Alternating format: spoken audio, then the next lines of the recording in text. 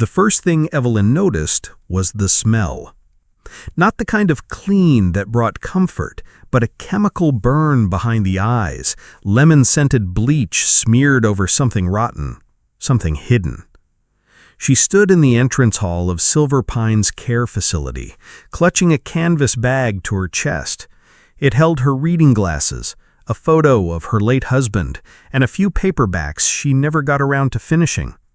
Her daughter, Leslie, had already signed the forms. "It's temporary, Mom," Leslie said, forcing a smile. "Just while I get the new job sorted. You'll be safe here." Safe. Evelyn looked around. Fake orchids, fluorescent lights, a receptionist who didn't make eye contact. "I'm not fragile," she whispered, but Leslie had already walked away. Room 107 was at the far end of the West Wing. The hallway smelled worse, something metallic beneath the bleach. The nurse escorting her, a stocky woman named Clara, didn't bother with small talk. "You'll meet Dr. Harris later. Dinner's at 5, lights out by 8. Keep your call button nearby. Bathrooms down the hall." The room had no window, just beige walls, beige bed, beige silence. The sheets were stiff. There was a dark stain under the bedside table. Evelyn sat on the edge of the bed and tried not to cry. That night, she met the woman in the next room. Through the wall, at exactly 2:37 a.m., a voice whispered, "They took my teeth." Evelyn froze. "Excuse me?" she whispered back. "They took my teeth. I had them in a cup. They said I bit someone. I didn't. I just screamed." Evelyn leaned closer to the wall. "What's your name?" "Marge." "Marge, are you okay?" "No." Then silence. The next morning, Evelyn asked Clara about Marge. Clara's eyes narrowed. "Don't listen to her. She's not well. Hallucinates, makes trouble." "She said someone took her dentures." "And you believe that?" "She said she screamed." Clara leaned in, voice dropping. "You're not at home anymore, Miss Reeves. Best keep your ears to yourself." Over the next week, Evelyn watched. There were no activities, no garden walks like the brochure promised, just trays of gray food, nurses who barked commands, and silence behind closed doors. One afternoon, she heard a thud from room 109. A man groaned. No one came. Another night, a different voice down the hall cried for water for over an hour. Still, no one came. Evelyn began to take notes. She used a pencil from her crossword book and scribbled in the margins. Room 109, fall, no help for 25 minutes. Marge, bruises on arms, saw nurse grab her. Lights out equals locked in, door didn't open after 8. Medication time inconsistent, no names verified. She hid the notes inside her pillowcase. On day 12, her pillow was missing. So was her crossword book. Clara came in that afternoon with a smirk. "Misplacing things, Miss Reeves?" "Where is it?" "Maybe you dropped it. You're not as sharp as you think." "Return it." Clara leaned close, breath sour. "This isn't a hotel. Keep causing trouble and you'll be moved. The basement rooms are colder." That night, Marge didn't whisper. Evelyn knocked once on the wall. No reply. She waited until the hallway was empty, cracked her door open, and slid quietly to room 105. Marge lay in her bed, eyes wide open, face pale. Her arms had fresh bruises. The call button dangled on the floor, out of reach. Evelyn bent down, picked it up, and pressed it twice. No one came. Back in her room, Evelyn stared at the ceiling. This wasn't just neglect. The maintenance key hung in the hallway like it didn't matter. A silver rectangle on a red hook behind the nurse's station, next to a pile of outdated brochures and a coffee pot that hadn't been cleaned since Nixon. Everyone walked past it like it didn't exist. Evelyn waited for the right moment. And when the shift changed at 3 p.m., Clara's replacement, a bored young man named Ricky, spent 10 straight minutes watching TikToks at the desk. That was all she needed. She slipped past in her house slippers, plucked the key from its hook, and shuffled calmly down the hall to room 111, the disused patient room with peeling paint and no name on the door. The locked drawer in the corner had haunted her for days. Clara always checked it late at night. Once she'd seen her slip something inside, a yellow envelope. Now her hand trembled as she slid the key in. Click! It opened. Inside, envelopes. Dozens. Stuffed with folded papers. All hand-addressed. Some were stained. Some bent. Some torn. To Emma Thorne. To Michael Brooks, 214 Licka Lane. To State Health Services Complaint Division. To Channel 5 Investigates. Letters from patients. None had been sent. She opened one at random. My name is Harold J. Ellis, and I am a veteran. I have not received my medication for 4 days. I reported this to Nurse Clara twice. No action has been taken. I believe this is deliberate. Another. My daughter visits weekly. Staff told me I was sleeping last time. I was not. I was locked in my room with no call button. And another. Marge's handwriting. Dear Emma, they said you stopped writing. I don't believe them. I love you. Please don't forget me.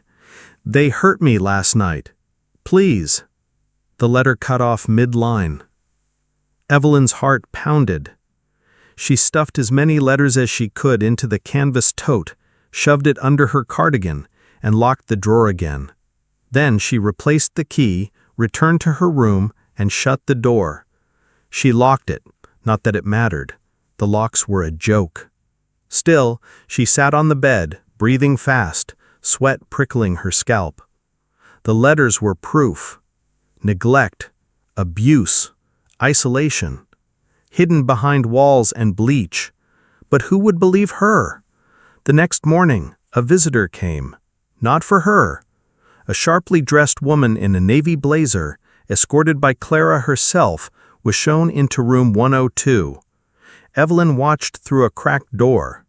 The woman, early 40s, confident, well-kept, carried a clipboard and a firm voice. She said, "Unannounced spot check. We received an anonymous complaint last week." Evelyn's pulse leapt. She waited for someone to come knock. No one did. No one mentioned her. No one asked. She looked at the pile of letters still in her tote. Her voice mattered, but it wasn't enough alone. She needed more. That night, Evelyn returned to Marge. The older woman looked frailer than ever, her eyes cloudy, her hands shaking. But when Evelyn placed the letter in her lap, the one to Emma, something lit up. She whispered, "You found it." Evelyn said, "I found all of them." She looked at the envelope, and for the first time in years, she asked, "Do you trust me?" Over the next 3 days, Evelyn formed a plan.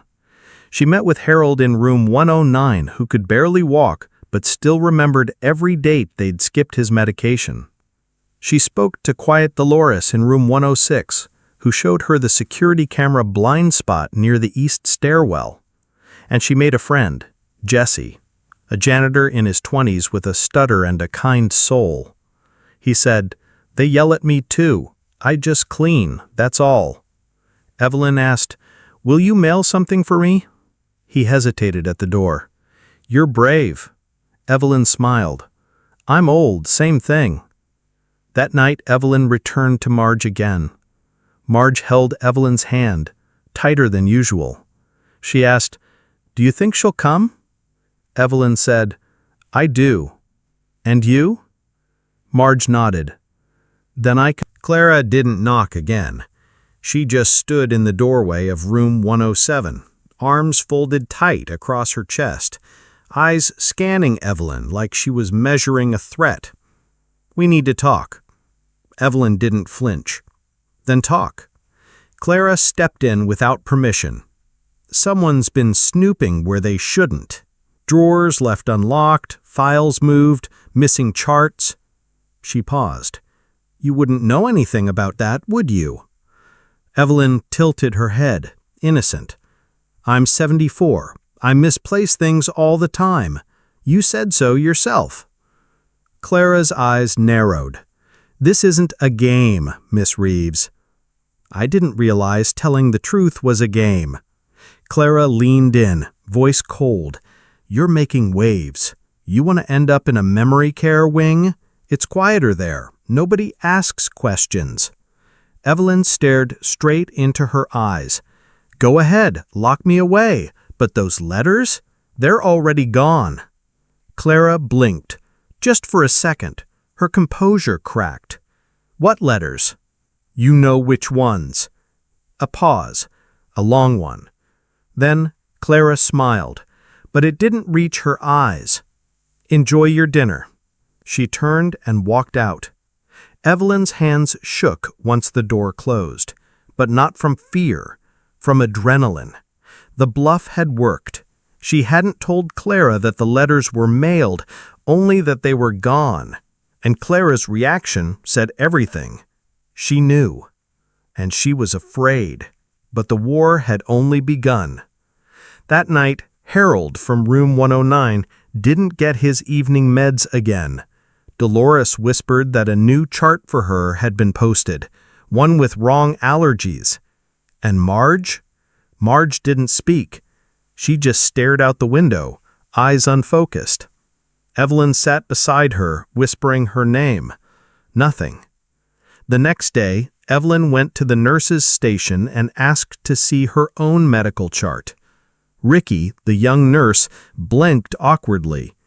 I think it's in the cabinet?" He looked through the folders, then again. "Huh, weird." Evelyn crossed her arms. "Try again." After 15 minutes, he returned with a single sheet. No medication logs, no allergy notes, no incident reports. "This is a placeholder," she said. "That's all we got," he replied, sheepish. "You had a full file. I saw it." He scratched his head. Maybe it got misfiled? Evelyn went back to her room. She opened her journal, no longer a crossword puzzle book, but a true log now. She wrote, "Medical files altered or destroyed. Medication schedules tampered with.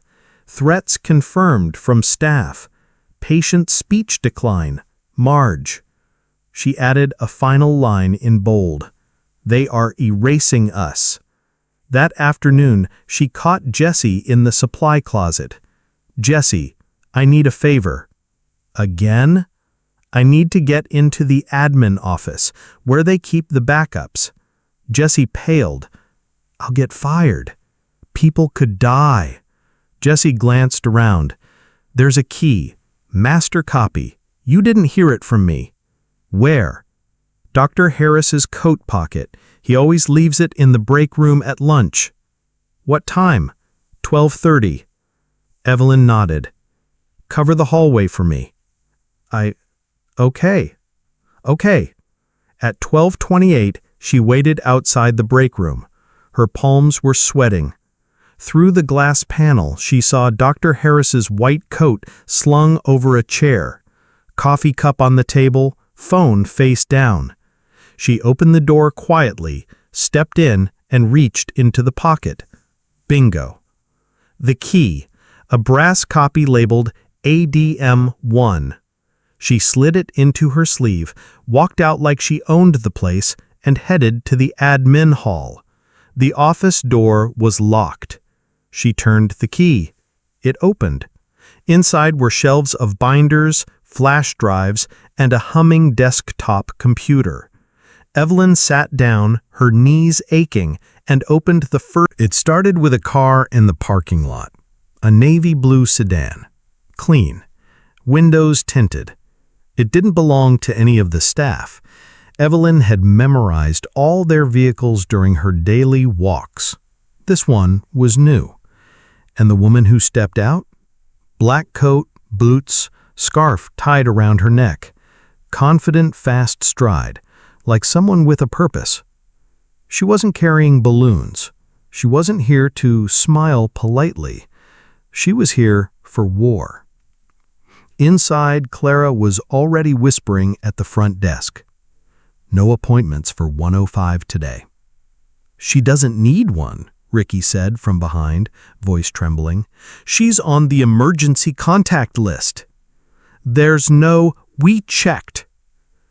Clara's jaw locked. Evelyn stood by the corridor, watching from just behind the nurse's station. Then their eyes met, the woman's and hers.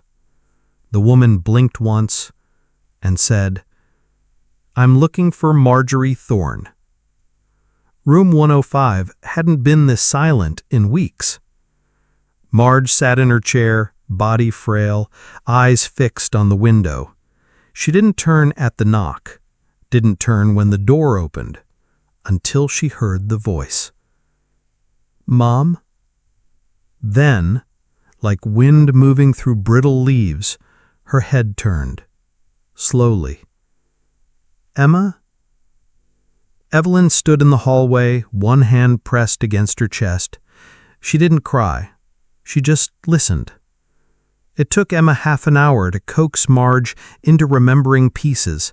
The old dog, the Christmas ornaments, the time they burned the cookies and laughed until they cried. Then she said, "They told me you didn't want visitors. They told me you stopped writing." Marge's voice cracked. "I didn't stop." Emma reached into her coat and pulled out a torn envelope. "Someone sent me your letter." "I thought you forgot me." "Never." Down the hall, Clara was pacing. Ricky sat stiffly at the desk. Jessie passed by with a mop bucket, deliberately knocking into a trash bin too loud, on purpose. Evelyn stepped beside Clara. "Nice day for a reunion." Clara turned sharply. "You think this changes anything? You'll be lucky if you're not in handcuffs by Tuesday.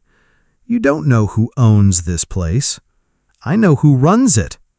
Clara sneered. "And you think you matter?" "I think one voice matters, but now there's more than one." Later that evening, Evelyn sat with Marge and Emma in room 105. Emma had brought soup from outside. Real soup, not the paste they served in the dining hall. She also brought questions. Who's the nurse in charge of meds? Do you have your own clothes here? Who signs off on your chart? Evelyn smiled. She liked Emma. By morning, Emma had filed an official complaint to the State Health Board. She also contacted Channel 5 Investigates, and they called back. By the afternoon, there was a visitor list request for every resident in Silver Pines. The facility had never had so many calls in one day. Clara looked like she hadn't slept. Ricky looked relieved. Jessie cleaned with music on. That night, someone slid an envelope under Evelyn's door. No name, no return address.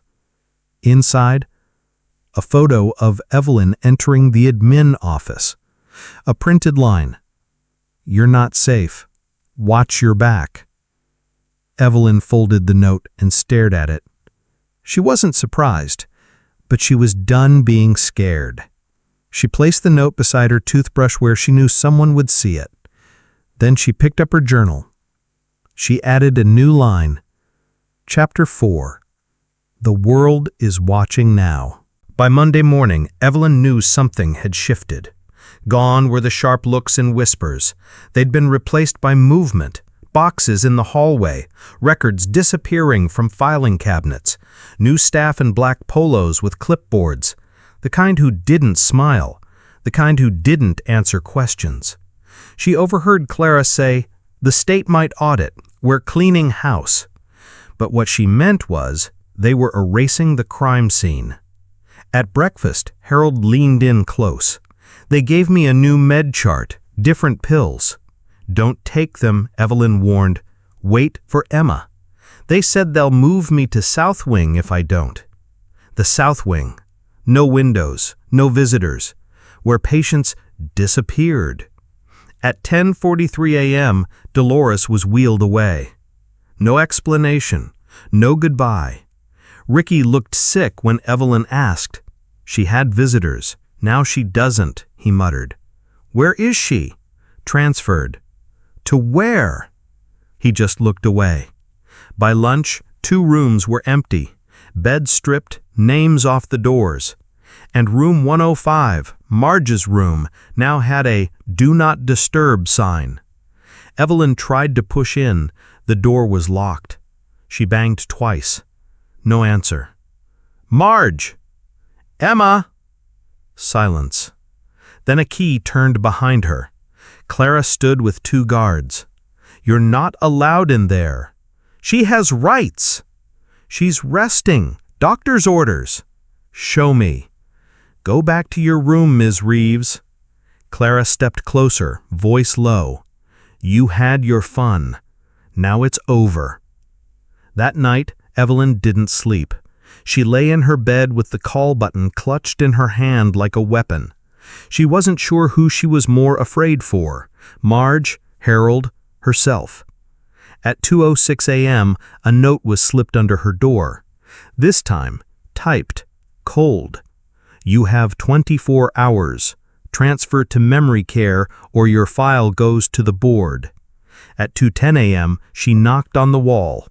Twice. No answer. By morning, Ricky approached her in the hallway. He looked different, tired, but resolute. "There's a backup server." "Where?" "Janitor's closet, staff terminal. Jesse knows." "You can pull the patient logs?" "All of them. Video, too." "Then we have one shot." At 3 p.m., Clara left the floor for her compliance meeting. The new guys with the clipboards followed. Jesse opened the janitor's closet and Evelyn stepped inside. The staff terminal was ancient, dusty, but it booted. Ricky typed quickly, pulled logs, medication charts, door entry codes. Then, a miracle. "There's audio," he whispered, "from room 105, a week ago." He clicked play. A scratchy voice. "Please, don't take my teeth again. Please, I need them to eat." A woman's voice replied, "Then stop screaming." The file ended. Ricky stared at the screen. "This is enough." Evelyn nodded. "Upload everything. Send it all." "To who?" "Emma, the news, the state, everyone." He hit send. The next morning, a white SUV pulled up. Emma stepped out, this time not alone. She brought a lawyer and a state investigator. They didn't ask for permission. They walked in, asked for Dr. Harris, and requested to review every file dated the last 30 days. The administrator stammered. Evelyn stood in the hallway, cane in hand, watching as the real storm finally arrived. By sunset, room 105 was open again. Marge was sitting up in bed, smiling. "She came back," Marge whispered. Evelyn held her hand. "We're not done." That night, the intercom buzzed. "Attention staff, all shifts must report to the conference room for an emergency compliance meeting, effective immediately." Ricky slipped into Evelyn's room. "They're scrambling." Evelyn nodded. "Good. You okay?" "Never better." "What now?" Evelyn looked out the window. "We finish this." 2 weeks later, the cameras came. Local news first, then state outlets. By Friday, there were vans parked outside Silver Pines, satellite dishes spinning. Nursing home whistleblower breaks silence. 74-year-old patient exposes systemic neglect. Room 107, inside the scandal. Reporters tried to get sound bites, but Evelyn didn't care for interviews. She didn't want to be a symbol. She wanted justice. The investigation uncovered 61 falsified medication logs, 14 forged patient evaluations, 6 residents transferred under duress, 3 unlicensed staff, and 1 locked drawer full of unsent pleas for help. The administration denied knowledge. Clara was placed on leave. Dr. Harris resigned. But Evelyn? She sat by Marge's side as she ate real food for the first time in months, with teeth and dignity. On Wednesday, Emma visited with a folder in hand. Inside, copies of Evelyn's journal entries, photos of the backup files, and the audio clips Ricky had saved. She handed them to the state investigator. "This is the real record." "Do you want to remain anonymous?" they asked Evelyn. She shook her head. "I was invisible for too long." One morning, a young woman arrived with a camera and a mic. No blazer, no coldness. She was a journalism student from a local college. "Can I record you?" "Depends." "On what?" "Will you say my name?" "Of course." Evelyn smiled. And for the first time in years, she introduced herself aloud. "My name is Evelyn Reeves. I was in room 107, and I remember everything." Later that week, they held a small ceremony. Not a memorial, a declaration. The state issued citations, yes, but Emma and the other families demanded more. The facility would not just be fined, it would be renamed. Silver Pines would be closed for renovation, restaffed, and reborn, with a plaque at the front door. "This home is protected in honor of Evelyn Reeves and every voice that once went unheard." The last time Evelyn walked through the hallway, she wasn't alone. Marge was wheeled beside her. Ricky stood behind. Jesse followed with his mop. Emma walked ahead with clipboard in hand. And behind them, 6 other residents, some smiling, some weeping, all free. The hallway never felt that wide. Outside, a small girl from the neighborhood ran up to Evelyn. "Are you the lady from the TV?" Evelyn laughed. "Guess so." "You're famous." "Is that so?" "You saved everybody." The girl hugged her waist. "I want to be like you when I grow up."